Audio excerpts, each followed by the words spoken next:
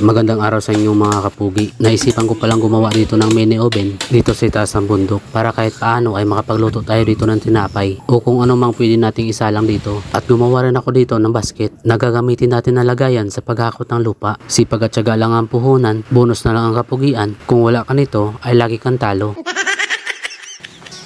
Dahil laging maulan ay hindi tayo makapag-asikaso ng ating taniman at hindi na talaga umasinso itong tanim natin ditong pakwan. Di rin tayo makapag-alis ng damo dito sa palibot ng ating kubo dahil sa laging basa at maputik itong lupa. Kaya naisipan ko na lang ditong gumawa ng mini oven at dito ko yung gagawin sa pinutol na puno. Inalis ko lang itong mga tumubong dahon pati na rin yung mga nakapulupot itong mga damo at kumuha na ako dito ng tuwid na kahoy. Pinantay ko lang ang dulo nito pagkatapos ay sinukat kung gaano kahaba yung aking puputulin. Itong kahoy na aking kinuha ay gagamitin ko sana sa paggawa natin ng bubong, kaso ay ginamit ko na lang muna dito sa paggawa natin ng mini oven para makapagluto tayo dito ng tinapay o ano man pwede nating isalang dito sa taas ng bundok. Pinantay ko lang din itong pinutol na puno para papatungan ng ating kahoy. Pagkatapos ay pinako ko na kagad dito sa puno. Ito yung magiging patungan natin ng mini oven at first time ko palang gumawa nito kaya walang kasiguraduhan kung epektibo yung pagkakayari natin ito. Basta pinatibay ko lang muna dito itong kanyang paglalagyan para hindi bumigay kung ito man ay nabibigatan. At habang may ginagawa ako dito, ang aking biyana naman ay abala sa pagkuha ng puno ng gabi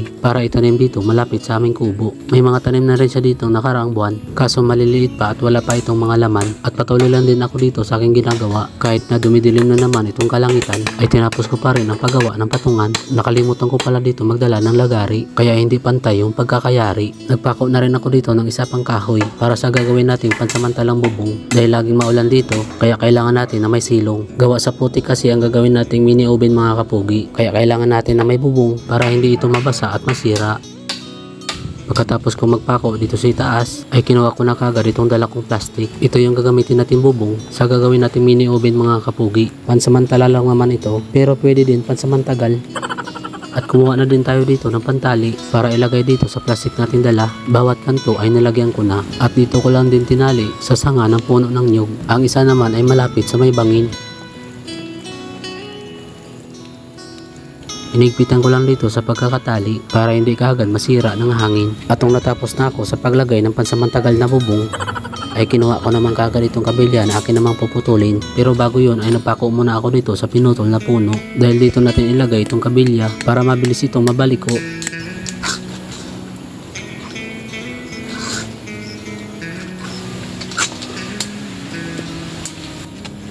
Wala pala akong lagaring bakal dito kaya pinutol ko lang ito ng mano-mano. Nakakangalay din ito kaso no choice tayo. Para maputol lang ito kailangan lang natin itong pagtiyagaan. Pinukpok ko lang din ito ng martilyo para pumantay ang pagkakabilog nito. Tapos ay dinala ko na kagad ito sa ginawa nating patungan at nung okay naman ay pinako ko na kagad ito sa gitna ng patungan. Kumuha na din ako dito ng alambre. Ito na din yung ginawa kong improvise na panukat para sa kabilya na ating kailangan. Mano-mano pa din ang pagputol ko nito dahil kulang tayo sa kagamitan kaya ginawa na lang natin ito ng paraan. Kapag talaga meron kang gustong gawin, lahat ng problema ay masusolusyonan mo pa din. Gumawa mo na pala tayo dito ng frame ng oven mga kapugi. Bakal ang ginamit natin dito para matibay at matagal masira at alambre ang ginamit ko dito pantali. At dahil kulang yung kabilya na ating inilagay at alambre na rin yung pinulupot ko dito dahil wala na din tayong dalang plies dito kaya masakit na yung aking kamay sa pagtali nito kaya tinigil ko na muna ang paggawa nito. Babalikan ko na lang ito pag may dala na tayong gamit. At naalala ko dito na wala pala tayong paglalagyan kapag maghahakot na tayo ng lupa kaya naisipan ko ditong gumawa ng basket at iba ito sa una nating ginawa dahil dito ay dalawa ang kailangan natin na bilog para mabuo natin itong basket dahil mabigat yung ating ilalagay dito kaya dapat matibay din yung ating paglalagyan. Pagkatapos ko nang mabuo itong dalawa ay nagsimula na ako ditong isinuksok ang mga dahon. Ibang procedure ito sa una kong mga nagawa dahil medyo magulo ito at mabusisi kapag ito ay unang mong makita. Mahihirapan ka naman talaga sa una pero kapag nakabisado mo na ay madali mo lang itong maresolba at nagsimula na ako ditong pagsamahin itong dalawa. Ang dahon nitong isa ay isinuksok ko lang dito sa pangalawa. Ulit-ulit lang ito hanggang sa maubos lahat sila. Paalala lang, yung sa isang bilog lang na dahon yung isinuksok ko dito para ito sa paghabay ng katawan ng basket. Isinuksok ko lang ang bawat dahon dito para matakpan na ang gilid nitong basket. Kung tingnan mo dito ay medyo magulo itong aking ginagawa pero sa pagpatuloy ko ng paghabay sa bawat gilid nito ay unti-unti mo na kaagad makikita ang resulta. Pero sa paggawa nito ay kailangan mo din talaga ng pasensya dahil mabusisi itong gawin at nakakaubos ng oras. At yung isang ang bilog na hindi ko sinuksok yung dahon ay para dito sa paghabi para maisarado mo ang ilalim ng basket. Nagbilang lang ako ng 8 dahon at doon sa ikawalo mo siya isusuksok. Paulit-ulit ko lang itong ginawa hanggang sa maubos na itong dahon na hawak ko at siguraduhin mong lagi na hindi baliktad ang dahon na yung sinuksok para pumantay ito kapag sinimulan mo na itong hiligpitan. Huwag mo lang masyadong lakasan kapag maghila ka nitong dulo ng dahon dahil baka maputol ito at masira ang iyong pinaghirapan. Pagkatapos ay gupitan lang ang bawat dulo nito at isusoksok lang ito sa tagiliran at kapag may sobra ay doon mo na ito gupitan. At nung natapos na ako sa ilalim nitong basket, yung dahon naman dito sa itaas ay ipinasok ko pabalik sa loob. Ginupitan ko lang din ang dulo nito at isinuksok ko lang dito sa gilid dito sa loob dahil naubos na ang oras natin sa paggawa ng basket. Kaya abangan nyo na lang po ang part 2 nitong video dahil ipagpapatuloy pa natin yung paggawa ng mini oven dito sa itaas ng bundok. Kaya hanggang dito na lang muna mga kapugi. Sa mga nakaabot sa dulo ng aking video, maraming salamat at God bless sa inyong lahat.